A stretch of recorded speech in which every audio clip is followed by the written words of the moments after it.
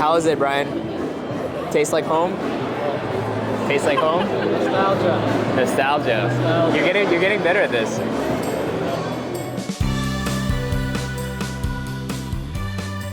You're never far from great food in Melbourne. We've covered eats from various countries, the best pies in the city, and some of my favorite restaurants.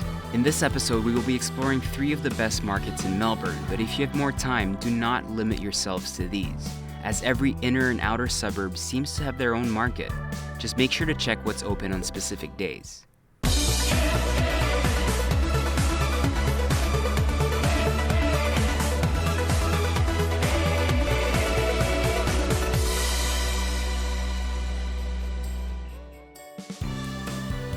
Our market town exploration starts with the most famous spot in the city, the Queen Victoria Market.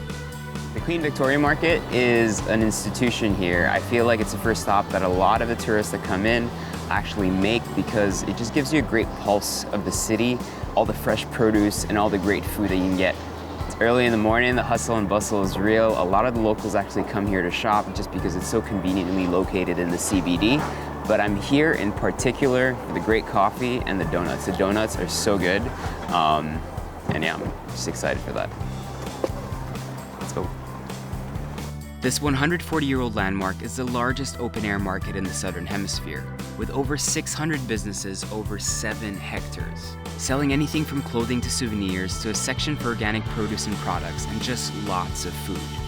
The energy here is always uplifting. The line sometimes can get long because it's quite a hot spot for tourists. A lot of people actually do come here for these donuts, and it might seem like a touristy thing to do, but trust me, these donuts are really good. It might be called the American donut truck, but I feel like it's a very Melbourne thing. Jesus, these are good. Crunchy on the outside. You see a ton of sugar that they put in there. The jam is so fresh, bright, slightly acidic, which is nice because it's counterbalanced all the sweetness. But the real star here is the dough. Like in there, it's just perfectly cooked. It's not too airy, like it has some density, which I think is amazing. Definitely make this one of your must-eats. This place to me is like a treasure trove. It's one of my favorite parts of the market because you get everything from cheeses to cured meats, the salami, the seafood section's right next there. One of the places that I really like is Curds and Whey. Their butter, I've bought it there before, it's really good, and they have a great selection of cheese. Then right here in the corner, you have a really famous bakery, and then the chicken pantry for good chicken. Obviously we can't cook this time, but we did last time, and I can vouch for the produce. It's just so fresh, and people really can talk about their products, which I think is fantastic as well. So yeah, let's take a look around. I got my oysters. I have so much stuff. Thank you very much.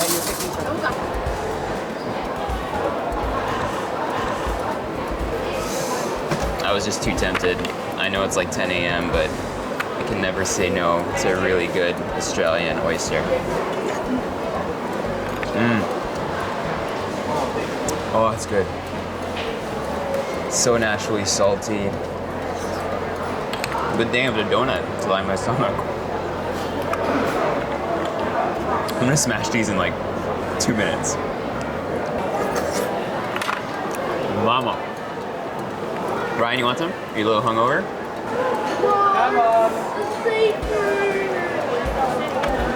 Fresh, eh? Oh, no, it's fine. Okay, thank you. Thank you, have a nice day. Thank you so much. This is gonna look weird, but let me show you one of my favorite things to do here. You get a beautiful, fresh red tomato, and you can eat it like an apple because it's just so sweet. Take a bite of that. Then you get this gorgeous burrata. Look how soft that is inside.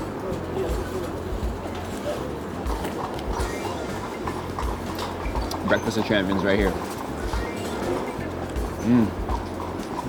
Every Wednesday night in winter, an event takes place. This year, it was the Hawker 88, a celebration of all the various Asian people who call Melbourne home. So like we've said, there's a bunch of things happening in Melbourne. This is the 88 Hawker Market that's currently happening in October, and there's just lots of Asian food, and it smells absolutely amazing. Some presentations, some dances, it's all good fun. From Malaysian to Korean to South Asian, everyone was well represented. and we were overwhelmed with all the delicious choices. Lots of food as usual. We got some steamed clams, we got some lomai gai, we got some little pork rolls over here. We got some curry puffs, so a huge curry puff. Gua pao, so like a Chinese roast pork bun pao. And then we got the Korean perfect toasted bun. So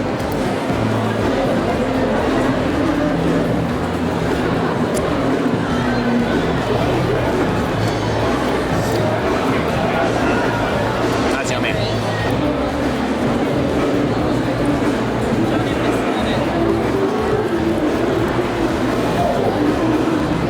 Yum.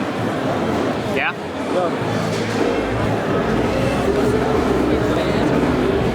That's delicious. I stole that from Action Bronson. Damn.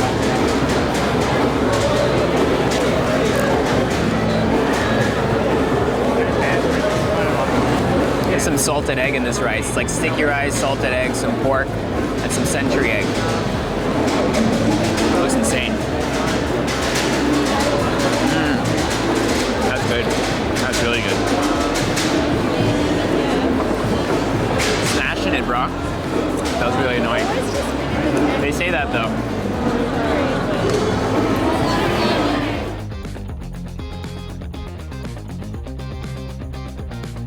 So Brian is mixing the pancit palabok. How is it, Brian? Tastes like home? Tastes like home? Nostalgia. Nostalgia. You're getting better at this. Love it, bro. There's like 3 Filipino food stalls here, right? Like 3 Filipino food stalls. Oh, a lot, bro. The Philippines is representing hard in Melbourne right now. Barbecue. And tonight there's like a talk. And Footscray. And the band's Filipino. And the dancers are Filipino. All of them. Yeah. He's Filipino. Mabuhay. Mabuhay. The Dandenong Market is actually older than the Queen Victoria, having been set up in 1866. The Dandenong Market is a little further away from the CBD, about a 30-minute drive. You have about 200 vendors selling everything from fruit to fish to oysters, but then you also have a lot of good street food that's served here. It's much cheaper than your usual kind of like meals that you'd get in Melbourne, and it's just really tasty. So I'm just really excited for this diversity. I really do recommend visiting it. This place is known as the World Market, as it boasts about 200 traders, with over half of them coming from foreign countries. This can be seen with its selection of spices to their availability of lots of street food favorites from all over the world.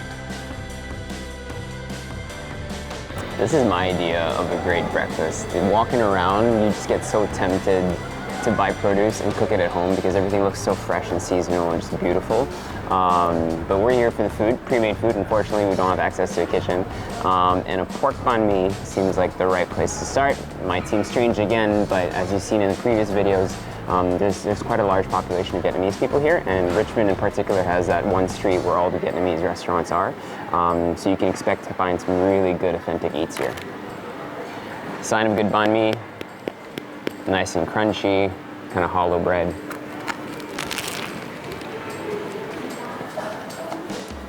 That's good. I mean, just the right amount of acidity. Pickles come through, the chili comes through. The pork is beautiful and tender. And just the quality of the cucumbers and the carrots, amazing. I'm pretty sure they buy their produce straight from here as well. Look at that. So this is just one of the many eats you can get here, and we're about to eat some more. I'm not complaining. To balance out the richness of the banh mi, we went even richer and opted to try out some local sweets that many Australian kids grew up with. You don't go to Australia without trying a lamington. Lamingtons are a very popular pastry that a lot of kids enjoy growing up with. And then eventually as you grow into adults, then this is kind of like the food that makes you feel like a happy kid again. It's some sort of sponge pastry that usually has some sort of jam filling inside. And here I got the strawberry. Let's try that out. My wife is absolutely in love with these.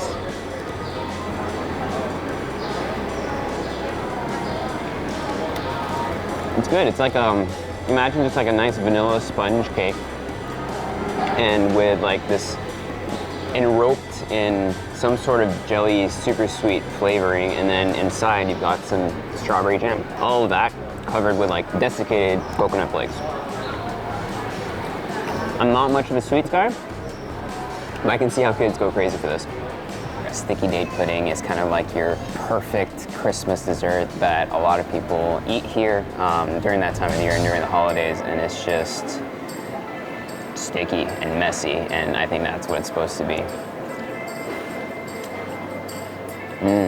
It's so moist and jammy and so rich. Like, I would definitely not be able to eat the whole thing, but it's so delicious. The vibe here is slightly more relaxed and offers lots of space to spend half the day partaking in different flavors. They also offer free weekly tours that people ought to sign up for. Where do you come from? Philippines. Oh, I Philippines, want to go to Philippines. Yeah, it's a great place. Yeah, I just don't know how. Tropical weather, it's nice. Yeah, I've never been there. I've got a brochure, 2 weeks ago. Oh, really? Yeah, but it's really expensive, and because this is really cheap, it's really, There's a new flight route now, Melbourne to Manila, using Cebu Pacific. What is it? Cebu Pacific. You know, I'm just a grandma. I can't afford thousands of dollars. If you still have the space for it, the traditional kiwi hangi comes with high praises, as does the Afghan dishes being sold in takeaway containers. When we were talking about the variety of food here, this is exactly what we meant. We walked past this stall and they're selling Mauritian food. I've never actually tried food from Mauritius. It's really affordable. So this is a dal puri, so it's a Mauritian classic. It's kind of like this eggy dough filled with vegetables. I don't know what this crumbly stuff is.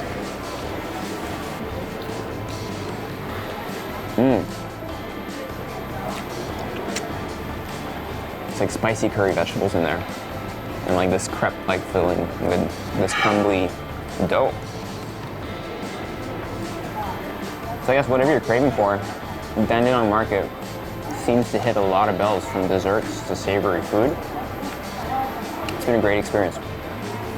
I'm just super full right now.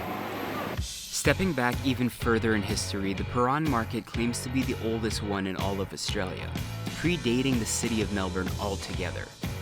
This neighborhood is one of my favorites. It feels lived in and has tons to offer in terms of small boutiques and really well conceptualized cafes or restaurants. The market is known for gourmet products, the perfect place to buy gifts for your loved ones back home, and is the type of place to have a quick snack or lunch in, with more restaurant-style seating in a covered environment and weekly entertainment. Sorry, it's a little loud. There's a bunch of kids there, and there's this mariachi playing like really cool remix kid songs. And what I love is that they have a lot of kind of stalls, but not really stalls, more like small restaurants. We chose to go to the Mussel Pot because I was just craving for some mussels.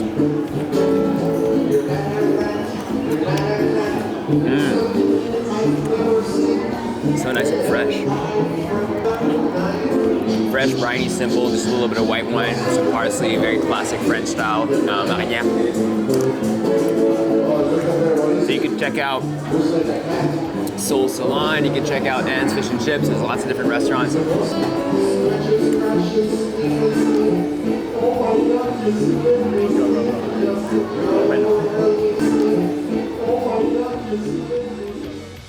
If I lived here, I feel like this is the market I would come to the most often.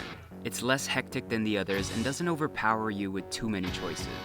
Depending on where you're staying, and if you find yourself in the city for a longer period of time, make it a point to also check out the South Melbourne Market, Fitzroy Mills, Kensington, and the St. Kilda Esplanade. Time for you to eat, bro.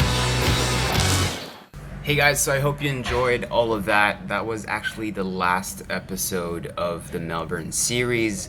So if you haven't yet, please make sure to check out all those other videos. We did 4 videos on the city, and I'll put all those links up, and just make sure to subscribe if you like that comment. If you like the content. Okay, bye, I'm out.